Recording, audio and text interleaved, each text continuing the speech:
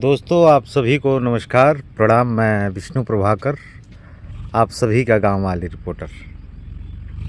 और मैं आज आप सबको अपना एक बहुत ही मेरे जीवन का बड़ा फेवरेट लोकेशन है, मेरे लिए बहुत ही पवित्र स्थान है। और जब भी मैं कभी बहुत सारे सवालों में उलझा रहता हूँ, बहुत सारे समस्याओं में उलझा रहता हूँ, या यह कह लीजिए बहुत सारे मन में हलचल होती है, तो मैं इस स्थान पे ज़रूर आता हूँ। और यहाँ आने के बाद सच में वह तमाम भरम दूर हो जाता है। और ये रूटीन जो है कोई नया नहीं है मेरे लिए। मुझे लग रहा है पिछले 8-10 सालों से, मतलब मैं जब पत्रकारिता जीवन में नहीं था, एक आम इंसान की तरह काम करता था, तो भी मेरा इस जगह से ऐसा लगाव था। क्योंकि यहाँ आना सबको एक दिन है, लेकिन जब मैं यहाँ पे आता हूँ तो असली जीवन की समझ मुझे ज़रूर आ जाती है। और तमाम दिमाग से भरम ख़त्म हो जाते हैं, तमाम बेवजह के जो ख्वाब हैं वह ख़त्म हो जाते हैं। और यह मान लीजिए कि तमाम मुश्किलें ख़त्म हो जाते हैं और उन सारे सवालों का जवाब मुझे मिल जाता है। और मैं हमेशा कोशिश करता हूँ कि जो मेरे दर्शक हैं उनको मैं अपने जीवन का अनुभव भी बताऊँ, और साथ ही अगर उनसे मैं कुछ सीख सकता हूँ तो भी सीखने की कोशिश करता हूँ। और मेरे जीवन से अगर आप कुछ सीख सकते हैं तो भी आपका स्वागत है। तो मेरी कोशिश रहती है।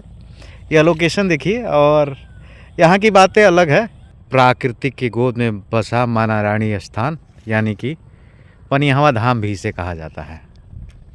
और मैं आपको दिखाना चाहता हूँ कि इससे तमाम जीवन की उलझनें जो है ना ख़त्म हो जाएगी। आप वहाँ ये पुल है जहाँ ज़िंदगी दौड़ रही है, यानी रेलवे का ट्रैक भी है, पैसेंजर आ रहे हैं जा रहे हैं, और ठीक उसके बगल में जो है रोड है। यूपी बिहार के लोग के लिए एक बड़ा ही सहज रास्ता है। और ठीक आगे आएंगे तो यहाँ शमशान घाट दिखेगा। और मैं हमेशा जब भी यहाँ आता हूँ, जब भी कभी अकेला रहता हूँ, तमाम जब उलझने रहती है तो यहाँ ज़रूर आता हूँ। और मैं देखता हूँ कि यहाँ इस तरीके से जो व्यक्ति कभी महलों में रहता होगा, कभी संगमरमर मार्बल पे जीवन काटने वाला, एकदम एयर कंडीशन जीवन व्यतीत करने वाला व्यक्ति, जब उसकी मौत हो जाती है ना, तो घर के लोग इस प्रकार से उसके कपड़े फेंक देते हैं, उसकी दवाएं फेंक देते हैं। और इसी घाट पे लोग आते हैं, 1-2 घंटा चर्चा करते हैं, पचलकड़ियाँ देते हैं, रोते हैं, गाते हैं, बिलखते हैं, 5-10 दिन, 15 दिन, महीना, साल भर याद करते हैं और फिर भूल जाते हैं।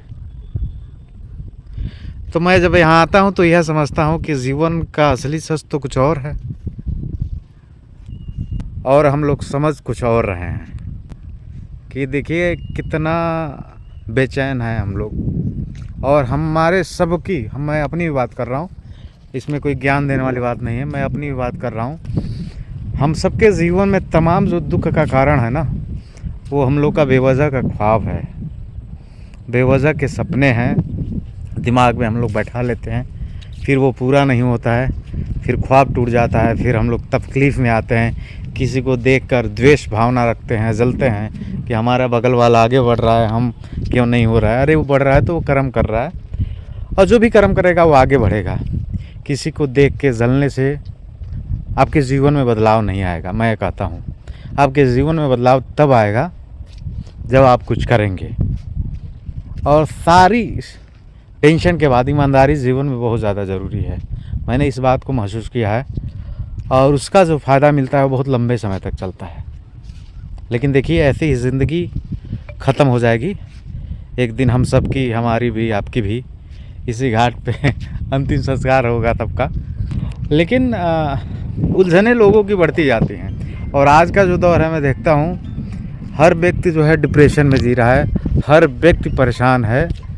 अब उसके परेशानी का कारण कुछ और नहीं है, उसके परेशानी का कारण मुझे लगता है वह खुद है। इतने सपने पाल ले रहा है इतने परेशानी का कारण पाल ले रहा है, इतने ख्वाब, ये करना वो करना ये करना, भौकाल, और उसमें दुनिया जो है ख़त्म हो जा रही है। सारे भौकाल देख लीजिए यहाँ ख़त्म हो गए। ये सारे भौकाल इन लोगों के भी कभी भौकाल हुआ होंगे। खूब देखिए कितने अच्छे अच्छे कपड़े हैं, दवाएं हैं, हाँ गद्दा है। जीवन जब लीला समाप्त हो जाती है तो ऐसे ही होता है।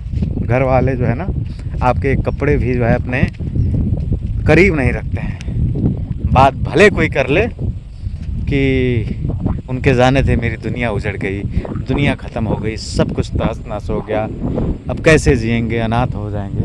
लेकिन सच ये भी है कि अब प्राकृतिक जो है सब कुछ एडजस्ट करना सिखा देती है, और कुछ चीज़ें इंसान के हाथ में नहीं है। वो है ज़िंदगी और वो है मौत। और यही हमको कम से कम यही तो जीवन में एक बात सिखाता है कि ईमानदार बन के रहो, किसी के साथ छल ना करो, किसी के साथ धोखा ना करो। यह बात सबसे अलग है कि ज़िंदगी की समझ आपको हो गई तो ज़िंदगी के तमाम तकलीफ़, बेवजह के तकलीफ़, बेवजह के सपने सब टूट जाएंगे, तो अपने आप आपका जीवन सही हो जाएगा। और मैं इसलिए शमशान घाट पे हमेशा आता हूँ, मतलब जब भी समय मिलता है आता हूँ, ये सीखता हूँ, और मेरे भी मन के तमाम उलझने ख़त्म हो जाती है, और तमाम जो सपने बेवजह के फालतू के सपने पाल रखे हैं वो आता हूँ तो सब यहाँ टूट हो जाते हैं। और फिर सवाल मन से जवाब यही मिलता है कि विष्णु प्रभाकर हमारा हाल भी एक दिन वही होगा। तो जीवन में क्यों इतना परेशान हो, क्यों इतना बेचैन हो? अगर परेशान ही होना है तो कुछ अच्छा करके परेशान हो, किसी के लिए कुछ करो, किसी की उम्मीद बनो, और उस परेशानी में जो मज़ा है ना दोस्त वो सबसे अलग है। तो ये मेरा फेवरेट लोकेशन है पनिहवा का पुल, और मैं हमेशा यहाँ आता हूँ तो मेरे मन में तमाम सवाल आते हैं। जब शमशान घाट पे पहुँचता हूँ, जलती हुई चिताओं को देखता हूँ तो सोचता हूँ कि इनके जीवन में भी बड़ी कठिनाई होगी, ये लोग भी बहुत संघर्ष किए होंगे। लेकिन देखिए अब ज़िंदगी से जाकर धीरे धीरे उनका नाम इस दुनिया से मिट जाएगा, कुछ महीनों में उनके परिवार के लोग मिल जाएंगे। लेकिन मुझे ये लगता है कम से कम एक काम हम लोग को जरूर करना चाहिए कि हमें जो भी काम जीवन में कर रहे हैं उसमें ईमानदारी बरतनी चाहिए, और निश्चित ही ऊपर वाला परमात्मा ईश्वर आपको कामयाब करेगा। बेवजह दूसरे को देख के भैया परेशान होखो तो ज़िंदगी तबाह हो जाएगी। तो पनिहवा घाट आपको कैसा लगा, और हमारा बातचीत का आज का अंश मैं चाहता हूं जो दिल की बात है वो मैं अपने दर्शकों से करना चाहता हूं, और आप लोगों से कुछ भी छुपाता नहीं हूं, क्योंकि मैं आज जो कुछ भी हूं आप लोग की वजह से हूं। जो कुछ कर पाता हूं वो आप लोग के सहयोग से कर पाता हूं। मेरी अपनी कोई औकात नहीं, मैं भी आप ही लोग की तरह से एक छोटे से परिवार से ताल्लुक़ रखता हूं, और प्राकृतिक फिजाओं से प्यार है, इसीलिए मैं इस जगह पे आ जाता हूं। ये बहुत अच्छा स्थान लगता है मुझे, और ज़िंदगी के 75 सवालों का जवाब यहाँ मिल जाता है, तमाम उलझने ख़त्म हो जाती है। तो बेवजह का उलझन ज़िंदगी मत पालिए, मस्त रहिए। ज़िंदगी सिर्फ आज है, कल कुछ नहीं है।